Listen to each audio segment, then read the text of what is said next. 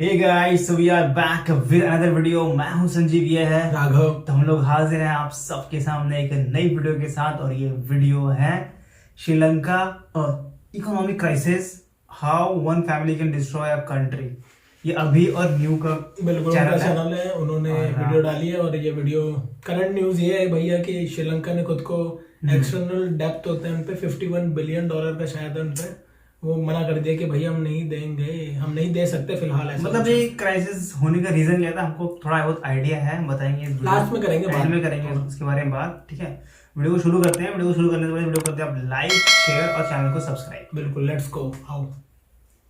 क्या एक political family पूरे देश को डिस्ट्रॉय कर सकती है? क्या नेपोटिज्म एक हद को पार करके देश की इकोनॉमी को ले डूब सकता है? श्रीलंका की ओर देखते हैं, जिसे वर्ल्ड बैंक ने साउथ एशिया की बेस्ट इकोनॉमी डिक्लेयर कर दिया था, जो आज एक फाइनेंशियल क्राइसिस से गुजर रहा है। The reason is one family, उनका करप्शन और उनका इकोनॉमिक्स ऑफ फ्री। चलिए आज के इस वीडियो में जानते हैं कि कैसे एक करप्ट फैमिली एक पूरे देश को डिस्ट्रॉय कर सकती है, और जानते हैं कि भारत श्रीलंका से क्या सीख सकता है। प्लीज इस वीडियो को एंड तक देखिए और इसे अपने दोस्तों के साथ शेयर कीजिए। बात हो रही है राजपक्सा फैमिली की, जिनके 1-2 नहीं 9 फैमिली मेंबर सरकार चला रहे हैं। श्रीलंका के टोटल बजट में से 75% पैसा इन्हीं के अंडर आता है। कैसे समझते हैं। महिंदा राजपक्सा 2005 से 2015 तक श्रीलंका के प्रेसिडेंट रह चुके हैं। इनके अंडर श्रीलंका ने चाइना से बहुत फंडिंग उठाई। हम्बनटोटा पोर्ट, लोटस टावर इन कोलंबो, जिसके लिए अलिजेडली महिंदा ने बहुत पैसे खाए। आज गोटाबाया राजपक्सा श्रीलंका के प्रेसिडेंट हैं, जिन्होंने खुद प्रेसिडेंट बनते ही अपने बड़े भाई महिंदा को प्राइम मिनिस्टर बना दिया। महिंदा के बेटे नमल यूथ और स्पोर्ट्स मिनिस्टर हैं, जिन्हें पहले अरेस्ट भी हो चुकी है। चमल राजपक्सा इरिगेशन मिनिस्टर हैं। श्रीलंका की इकोनॉमी में चाय, रबर, कोकोनट्स काफी मायने रखते हैं, तो इरिगेशन की वजह से एग्रीकल्चर पर बहुत इम्पैक्ट होता है, और उन्हीं के बेटे एग्रीकल्चरल प्रोड्यूस के मिनिस्टर हैं। सबसे इंटरेस्टिंग बात यह है कि उनके एक और भाई बसिल राजपक्सा को फाइनेंस मिनिस्टर बनाने के लिए उन्होंने श्रीलंका के कॉन्स्टिट्यूशन में भी चेंजेस किए। इन्हें लोग इनफेमसली मिस्टर 10% के नाम से जानते हैं, इसलिए क्योंकि हर डेवलपमेंट प्रोजेक्ट में वो 10% पैसे खाते हैं। This is just the tip of the iceberg. जब हम और डीप जाते हैं तो समझते हैं कि कैसे इन्होंने पॉलिटिक्स को एक फैमिली बिजनेस बना दिया। लेकिन फैमिली के काफी सारे मेंबर्स पॉलिटिक्स में होने से क्या फर्क पड़ता है? ये तो कॉमन बात है। इंडिया के लिए, पाकिस्तान के लिए, बांग्लादेश के लिए पॉलिटिकल डायनेस्टीज कोई नई बात नहीं है। प्रॉब्लम तब होता है जब करप्शन छुपाने के लिए पावर का गलत इस्तेमाल होने लगता है। श्रीलंका ने 2020 में अपने कॉन्स्टिट्यूशन का 20th अमेंडमेंट पास किया। ये श्रीलंका के कॉन्स्टिट्यूशन में कुछ ऐसे चेंजेस करता है जो श्रीलंका के लिए डेंजरस हैं। प्रेसिडेंट के अगेंस्ट कोई लीगल कार्रवाई नहीं हो सकती। प्रेसिडेंट खुद किसी भी मिनिस्टर को अपॉइंट भी कर सकता है और निकाल भी सकता है, प्राइम मिनिस्टर को भी। प्रेसिडेंट पार्लियामेंट को कभी भी डिसॉल्व कर सकता है। एक इंसान और एक फैमिली के पास इतनी ज्यादा पावर होना एक डेमोक्रेसी के लिए डेंजरस है। श्रीलंका के इकोनॉमिक क्राइसिस के कई सारे रीजंस हमने इस वीडियो में एक्सप्लेन किए हैं, लेकिन एक और रीजन है श्रीलंका को अचानक से ऑर्गेनिक बनाने का डिसीजन। 2019 में गोटाबाया राजपक्सा ने यह प्रॉमिस किया था कि आने वाले 10 सालों में श्रीलंका एक ऑर्गेनिक फार्मिंग नेशन बन जाएगा। लेकिन अप्रैल 21 में अचानक से केमिकल फर्टिलाइजर्स इंपोर्ट करने पर बैन लगा दिया गया। कई लोग कहते हैं कि ऑर्गेनिक बस एक दिखावा था। असल में श्रीलंका के पास केमिकल फर्टिलाइजर्स इंपोर्ट करने तक पैसे नहीं। हर साल श्रीलंका $400 मिलियन फर्टिलाइजर पर खर्च करता है। ऑर्गेनिक फर्टिलाइजर की डिमांड मीट करने के लिए श्रीलंका ने चाइना से $69 मिलियन के ऑर्गेनिक फर्टिलाइजर्स मंगाए। लेकिन इस ऑर्गेनिक फर्टिलाइजर में एक ऑर्गेनिज्म पाया गया जिससे मैसिव क्रॉप लॉस हो सकता था। ये फॉल्टी फर्टिलाइजर चाइना को वापस करने के लिए भी श्रीलंका को $6.9 मिलियन देने पड़े। क्रॉप्स का भारी नुकसान हुआ। चाय का आउटपुट 50% क्रैश हुआ, जो श्रीलंका के लिए एक मेजर फॉरेन एक्सचेंज ऑनर है। श्रीलंका के इकोनॉमिक क्राइसिस का एक और बड़ा रीजन था, और वो था फ्री चीजें। अक्सर इलेक्शंस फ्री के प्रोमिसेस पर जीते जाते थे। Free education, free health care, food subsidies, ये चीजें लोगों की लाइफस्टाइल सुधारने में हेल्प करती हैं। लेकिन अल्टीमेटली इन फ्री चीजों की कीमत किसी ना किसी को तो चुकानी ही पड़ती है। आज भी सरकार के टोटल खर्चों में से 1/3 खर्चा सिर्फ इन सब्सिडीज पर हो रहा है। प्रॉब्लम ये नहीं है कि उन्होंने गरीबों के बारे में सोचा, उनके लिए बेसिक चीजें अवेलेबल करवाई, लेकिन प्रॉब्लम यह है कि उन्होंने उन गरीबों को गरीबी से बाहर लाने के बाद वो फ्री चीजें प्रोवाइड करना बंद नहीं की। प्लस इन फ्री चीजों के लिए देश पे कैसे करेगा इसके बारे में नहीं सोचा। But I have to tell you कि ये टैक्टिक सिर्फ इस फैमिली के लिए एक्सक्लूसिव नहीं है। हर पॉलिटिकल पार्टी ने इलेक्शन जीतने के लिए यही किया है। एज अ रिजल्ट श्रीलंका ने आज तक 16 बार IMF से बेल आउट की मदद मांगी है। There's only one country that has taken help from IMF more than Sri Lanka, and that is Pakistan. तो ये सारी कहानी भारत के लिए इंपॉर्टेंट क्यों? क्योंकि भारत में भी कई स्टेट्स में ये डेट क्राइसिस हो सकता है। इलेक्शन जीतने के लिए कई पार्टीज फ्रीबीज ऑफर करती हैं, हमें वोट दो, फ्री में चीजें मिलेंगी। 2006 में तमिलनाडु में 750 करोड़ रुपए खर्च करके गरीबों को कलर टीवी दिए गए। कई states free electricity, free tablets और फ्री मोबाइल फोन्स देने के वादे करते हैं। ये फ्री का सामान आता कहां से? बिल कौन पे करता है? पॉलिटिशियंस? ऑफ कोर्स नॉट, हम लोग। इस चार्ट में आप देख सकते हैं कि कौन से स्टेट्स कितना % रेवेन्यू सिर्फ अपने कर्जे चुकाने में लगाते हैं। राइट नाउ स्टेट गवर्नमेंट्स के पैसे कमाने के तरीके लिमिटेड हैं। स्टेट्स को खुद पैसे कमाने के तरीके ढूंढने होंगे। अगर ये लोन की पेमेंट करने का टाइम एक साथ आ गया तो बहुत बड़ा प्रॉब्लम हो सकता है। तो हमने श्रीलंका से क्या सीखा? एक फैमिली के पास जब बहुत ज्यादा समय के लिए बहुत ज्यादा पावर होती है तो अपनी पावर का गलत इस्तेमाल वो कर सकते हैं। फ्री चीजों की लालच से लोगों को वोट देना बंद करना होगा। किसी के पास कोई जादू का चिराग नहीं होता जो 4 बार रब किया और फ्री की चीजें निकल गई। इसका भुगतान कभी ना कभी हमें ही करना पड़ता है और साथ ही साथ इंटरेस्ट भी चुकाना पड़ता है। जब भी आप कर्जा लेते हो और उसे चुका नहीं सकते तो उसका बोझ आपके बच्चों पर पड़ता है, नेक्स्ट जनरेशन पर पड़ता है। तो अगर आपको इस वीडियो से वैल्यू मिली, श्रीलंका के क्राइसिस को समझने में हेल्प हुई तो इसे अपने दोस्तों के साथ शेयर कीजिए, क्योंकि कॉम्प्लिकेटेड चीजों को आसान बनाने से मुझे फर्क पड़ता है। ओके भाई, वीडियो हो गई एंड। और श्रीलंकन इकोनॉमिक क्राइसिस जो अभी चल रहा है उसके ऊपर ये वीडियो थी इनकी, ठीक है। बाकी ये वीडियो उनके ऊपर थी, ठीक है। और जहाँ तक बात है आपको मैं बताऊं तो इन्होंने $51 बिलियन का डेप्ट तो एक्सटर्नल डेप्ट जितना भी इन्हें चुकाना था उसको डिफॉल्ट कर दिया है। मतलब कि हम नहीं चुका पाएंगे। डिफॉल्ट का मतलब पर्सनली वैसे देखा जाए तो कंट्री को कुछ खास कुछ नहीं हो पाएगा। जैसे अगर आप डिफॉल्ट करोगे तो बैंक आपका एसेट ले जाएगा जो भी होगा, ऐसे ही अगर इनके जो मेन एसेट है, जैसे मान लो किसी कंट्री ने इनको पैसे दिए होंगे, किसी ने तो दिया होगा ना, इन्होंने बॉन्ड जारी किया इंटरनेशनल मार्केट में, उससे लिए, तब उस कंट्री में मान लो अर्जेंटीना का एक बार किस्सा है कि अर्जेंटीना में हुआ था इकोनॉमिक क्राइसिस, उन्होंने मना कर दिया। $83 बिलियन के आसपास का था उनका, हम नहीं चुका पाएंगे। तो उनकी जो भी कंट्री से बाहर एसेट थे ना, एक शिप थी कोई, मैंने वीडियो देखी थी एक सर की, उन्होंने बताया था कि एक शिप थी उनकी, वो उस देश ने सीज कर दी थी। ऐसे सीज कर दिए जाते हैं जो चीज़ें उनके देश में। मान लो अगर कोई उनकी सरकारी संपत्ति भारत में होगी, भारत ने पैसा दिया, वो डिफॉल्ट करते हैं, तो भारत चाहे तो सीज कर सकता है, ये अधिकार होता है। और बाकी पर्सनली और कोई नुकसान नहीं उनके देश में जो आप कुछ नहीं कर सकते। बस फिर आप यही रिक्वेस्ट करोगे इन लोगों से कि कुछ तो दे दो, 1 मिलियन दिया है तो उसका थोड़ा कम ही दे दो, नहीं होता 10 रुपए किसी को दिया, मैं 8 ही दे दे भाई, 7 ही दे दे, कुछ तो दे, ये वाला हाल हो जाता है। तो इनके लॉजिक पता क्या दिया श्रीलंकन गवर्नमेंट ने? लॉजिक दिया है कि भैया हम इक्वल ट्रीटमेंट कर रहे हैं ताकि हम किसी को पैसा दें और किसी को, मतलब ऐसा होगा ना कि इनके पास ये कह रहे हैं कि हम किसी को पैसा दे पा रहे हैं और किसी को नहीं, तो हम इक्वल फेयर कर रहे हैं, हम किसी को नहीं देंगे। ये कौन सा लॉजिक होता है भाई? जिसको मिल रहा था उसको तो दे दो।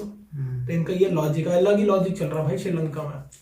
अगर बात करें इस क्राइसिस की तो इस क्राइसिस की रीजंस ऑब्वियसली बात है बैड मैनेजमेंट ऑफ सिस्टम है, ठीक है। क्यों मैनेजमेंट बैड है? क्योंकि भाई एक ही फैमिली के पास सारी की सारी पावर है बिल्कुल। काफी देर तक।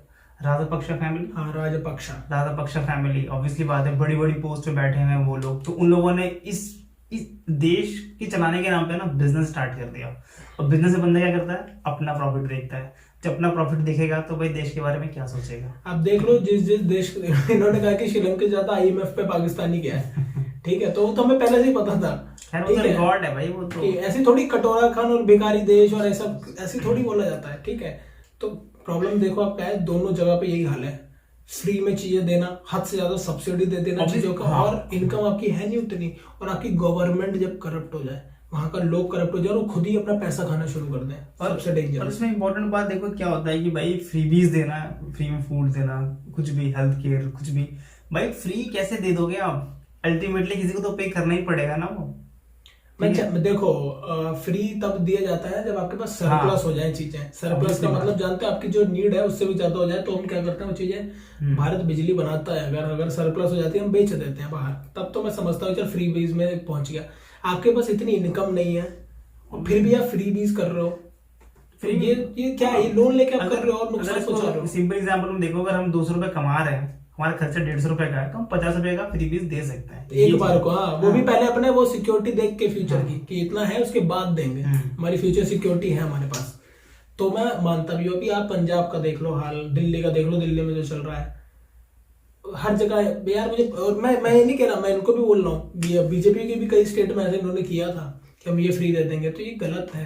लास्ट में किससे लेते हो पैसा, किससे लेते हो आप बताओ? आप लोग, हम लोग देते हैं कहीं ना कहीं, कोई पेट्रोल पे टैक्स दे रहा है, कोई इनकम टैक्स दे रहा है, कई लोग सब दे रहे हैं, तो ये हमारी जेब से ही जा रहा है भाई। तो बंद करो इसको। ऑब्वियसली बात है भाई, अगर आप फ्री में दोगे तो भरना पड़ेगा। हम लोग भरते हैं, हम लोग को पता भी नहीं चलता, हम लोग भर देते हैं, पता है आप लोगों को? वही तो है। अगर हम टैक्स देते हैं 2 रुपए तो 3 को हो जाता है चुपके से, और हमें पता भी नहीं चलता। हमें लगता है रोड, हमें कितनी लगता है कि रोड फ्री में नहीं होता। आप यार आप कुछ भी free में सोचो, नहीं होता, हम लोग जब टैक्स भरते हैं, इनकम टैक्स भरते हैं, ठीक है, स्टॉक मार्केट का अलग टैक्स भरते हैं अगर हम उसमें काम कर रहे हैं, बिटकॉइन कर रहे हैं तो उसका अलग भर रहे हैं, ट्रेडिंग का, कोई सामान ले रहे हैं खरीद रहे हैं उस पर अलग जीएसटी होती है, पेट्रोल लेने जाते हैं उस पर अलग जीएसटी होती है, सेस अलग होता है, अलग अलग कर लगाए जाते हैं। आप सोच रहे हो हम हर जगह टैक्स भर रहे हैं, या आम आदमी से धुआंधार क्यों पेट्रोल के प्राइस इतने हैं? सबसे बड़ा रीजन है हमारा टैक्स सिस्टम जो इस पे है। खैर वो जरूरी भी है देश को चलाने के लिए, कई हमारे यहाँ पे लोग कमाते हैं, अपनी हाइड करते हैं, मनी नहीं दिखाना चाहते हैं, तो उन्हें धीरे धीरे लाओ सर्कुलेशन में, टैक्स कम करो भाई, टैक्स कम करो प्लीज, रहम करो जनता पे, मेन चीज पे तो कम करना चाहिए। और जितने भी बताया, जैसे कि वीडियो में बताया गया है कि कुछ स्टेट हैं जो फ्रीबीज के नाम पे इलेक्शन जीत जाते हैं, ठीक है भाई। स्टेट अगर ऐसा कर रहा है तो भाई स्टेट भाई अपने हिसाब से देगी, क्योंकि अगर स्टेट अगर फ्री में देगा तो अल्टीमेटली जो प्रेशर आएगा वो सेंट्रल गवर्नमेंट पे आएगा। अभी क्या हुआ, पंजाब में यही हुआ है जो आप कह रहे हो, सेम पंजाब में केजरीवाल जी अभी भैया जीत गए। इन्होंने अनाउंसमेंट कर दिया था कि हम पता नहीं ये कर देंगे, हम ढिमकाना कर देंगे, ये फ्री दे देंगे, वो फ्री दे देंगे, ठीक है। जब ये पहुंचे अंदर तो इनसे देखा इन्होंने भैया हालत क्या है पंजाब का, कि कितना कर्जा है स्टेट पे, हर स्टेट पे भी कर्जा होता है ना, ठीक है, और कितना रेवेन्यू कर्जे चुकाने में अपना भर रहे हैं। तब इनको पता लगा, तो भी सुनने में आया भीख मांग रहे थे, मोदी जी दे दो। सेंट्रल क्यों दे भाई, स्कीम तुमने की है, तुम लॉन्च कर रहे हो तो तुम झेलो उसे। और गवर्नमेंट कोई भी आए, चाहे बीजेपी की स्टेट में भी गवर्नमेंट हो और सेंटर में भी हो, पर सेंट्रल गवर्नमेंट बोले कि भाई आपकी जितनी इनकम है उतने में रहो, हम आपकी हेल्प थोड़ी बहुत कर सकते हैं, फ्री बाई मत करो, फ्री बीज कर देते हो। बात है, अगर सैलरी 2000 रुपए 2000 खर्च करो ना भाई, 5000 क्यों खर्च कर रहे हो, कहाँ से करोगे यार? ये सिंपल लॉजिक होता है, सिंपल, ये सब लोग जानते हैं। देखो उस आदमी को मदद पहुंचानी जरूरी जो एकदम कैपेबल नहीं है, वो बनता है, ठीक है, लेकिन और देखो शिक्षा और स्वास्थ्य फ्री होना चाहिए। कोई भी जितने डेवलप्ड नेशन देखोगे वहां पर ये है, लेकिन वो भी जब डेवलप हो गए ना तब उन्होंने किया है। ऐसा नहीं कि हर चीज फ्री ले लो, ये भी फ्री ले लो। भारत का आप अगर देखोगे ना रेवेन्यू निकाल के, हम कितने चीजें फ्री में, हम कितने करोड़ रुपए दे रहे हैं, हिल जाओगे। बहुत सारी चीजें हैं। बाकी बात करते हैं हम श्रीलंका की, इंडिया पे आगे बात करनी थी हमें श्रीलंका की। भाई हम यही हम तो भाई केस स्टडी कर रहे हैं, केस स्टडी करने लगते हैं फिर, ठीक है। बात करें श्रीलंका की, तो भाई तो बैड मैनेजमेंट है, ज्यादा पावर होने के बाद उस पावर का दुरुपयोग तरीके से कर डाला है। आप ये देखो कि राजपक्षा फैमिली जो है भाई साहब, प्राइम मिनिस्टर उनका, ठीक है, प्रेसिडेंट उनका, एग्रीकल्चर मिनिस्टर उनका, एक ही घर का बता रहा हूँ, सब एक ही घर के भाई बेटे भतीजे ये सब है, भाई का पोता, ये सब समझ रहे सब है, ठीक है। और फिर आपका एग्रीकल्चर स्पोर्ट्स मिनिस्टर, और मिस्टर 10% जिनका नाम लिया वो, जो हर चीज में 10% टका खाता है, इतना फेमस। ये समझ नहीं आया भाई, ये कौन सा लॉजिक है भाई? अगर मैं कुछ भी करूंगा 10% मेरे को चाहिए, वो बंदे का लॉजिक है भाई, सिंपल भाई, कहता है कि इतनी मेहनत। और बताओ यार, कॉन्स्टिट्यूशन में अमेंडमेंट कर दिया बंदों ने अपने, और कितनी खतरनाक पावर ले ली है। एक तरह से कहने की डेमोक्रेसी है, डेमोक्रेसी नहीं है ये। प्रेसिडेंट पे इतनी पावर है कि वो किसी को भी प्राइम मिनिस्टर वो कर ले, हटा सकता है, कैबिनेट प्रेसिडेंट कर सकता है एक झटके में। यार ये दिखावा है फिर तो डेमोक्रेसी का, है नहीं? ये सब चाइना ने करवाया होगा मुझे लग रहा है। इनका हम्बन टोटा पोर्ट ले गया वो 99 साल के लीज पे, दिमाग से ले गया। यार देखो श्रीलंका का सिंपल सी बात भाई, रीजन तो ये सब है, ठीक है।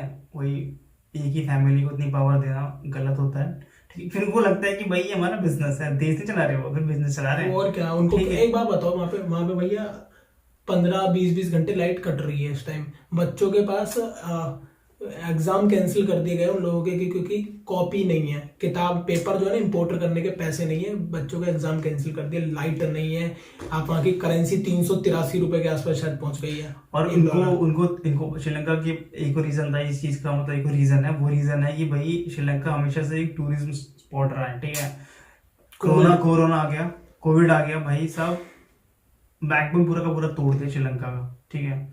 तो भाई ये भी एक रीजन है, बहुत सारे रीजन हैं इनके फेलियर्स के। इससे हमको क्या सीखना है भैया? और इंडिया की पहले आपको मैं बता दूं कि क्या क्या हेल्प कर रहे हैं हम लोग, ठीक है। अब इन्होंने जो किया वो किया। इंडिया ने 2 बिलियन 2 बिलियन की तो वैसे दी है, और 1 बिलियन का लाइन ऑफ क्रेडिट है। मेरा तो 3-4 बिलियन टोटल हमारा अभी तक है और बढ़ता ही जा रहा है वो। अब इन्होंने कहा है कि हमें एग्रीकल्चर सेक्टर में भी आपकी हेल्प चाहिए। हमारे यहाँ एग्रीकल्चर कह रहा हूँ, मिल्क सेक्टर में इनके, ठीक है। इन्होंने कहा कि दूध की भी कमी हो गई है वहाँ पे।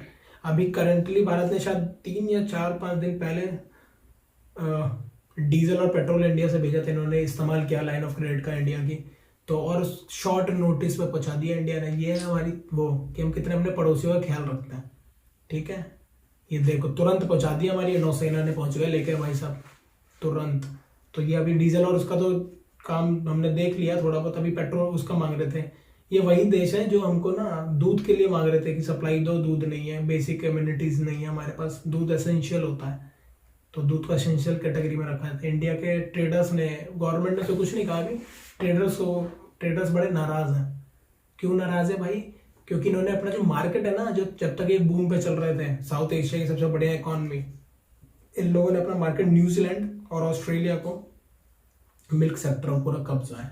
इंडिया की जो डेयरी इंडस्ट्री ने उनको आने नहीं देते इनके रूल्स की वजह से। और आजकल क्या हो रहा है कि उन लोगों ने खींच लिया अपने हाथ जब से इनका क्राइसिस हुआ है। अब इनको दिक्कत हो रही है, अब इनको समझ आ रहा है कि इंडियन कंपनी कितनी महत्वपूर्ण है।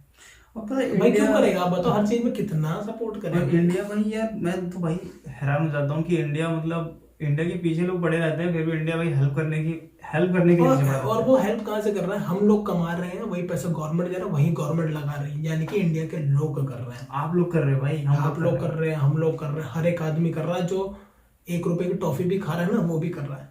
तो आप लोगों का पैसा जो है कहीं अफगानिस्तान में है, कहीं श्रीलंका गया, कभी भूटान गया, कभी नेपाल गया। हम लोगों की कमाई मेहनत का ऐसे हम लोग कमाते हैं ना, तो पर्सनली हम देना पसंद नहीं करते हैं। मैं तो नहीं दे रहा, 1000 रुपये मांग रहा मैं, पर हमारे कितने देश के पैसे किसका इंसान, हम लोगों का ही पैसा है, करोड़ों अरबों रुपए इधर उधर। तो सोचो आप भाई, और हम अपना लोन तो चुका ही रहे हैं। वो ये सब सोच के भाई आप एकदम प्राउड फील कर सकते हो इंडिया पे, अपनी कंट्री पे, अपने देश पे। भाई मैं तो हमेशा से बोलता हूँ भाई, इंडिया जैसा देश है ही नहीं कोई भाई। कितना भाई मदद करते हैं, फिर भी लोगों को दिखता नहीं है। फिर 3 रोटियों के भाई 2 रोटी खा के 1 रोटी किसी को दे देंगे। ये हमारा कल्चर है यार हमारी।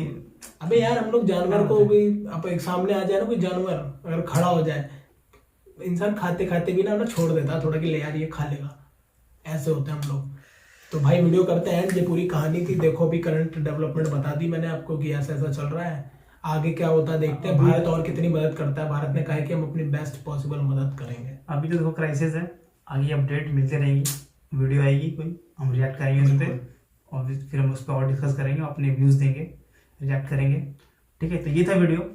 आई थिंक हमें ऐड करना चाहिए, पर जाने से पहले आप वीडियो कर दें लाइक, शेयर और चैनल को सब्सक्राइब। और हम लोग अवेलेबल हैं सोशल मीडिया हैंडल्स पर भी, फेसबुक और इंस्टाग्राम का लिंक मिलेगा आपको वीडियो के डिस्क्रिप्शन में। जाएं और हमें जरूर फॉलो करें, ठीक है।